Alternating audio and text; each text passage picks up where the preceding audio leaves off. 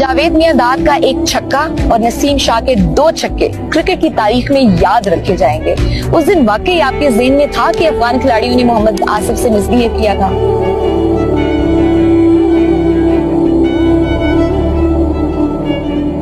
match में जो भी हुआ था, लेकिन ये था कि लास्ट में जब 9 आउट हुए और जिस तरह अफगानिस्तान की क्राउड ने शोर मचाना स्टार्ट किया और जिस तरह उनको 100% ये लगा कि हम तो मैच अब जीत गए,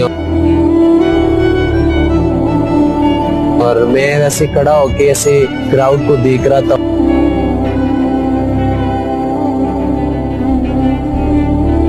और मेरे दिल में आया कि यार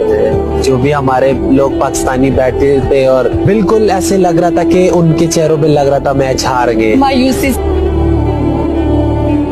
उस टाइम पे अल्लाह ने मेरे दिल में ये बिलीव डाली कि यार आप ट्राई करो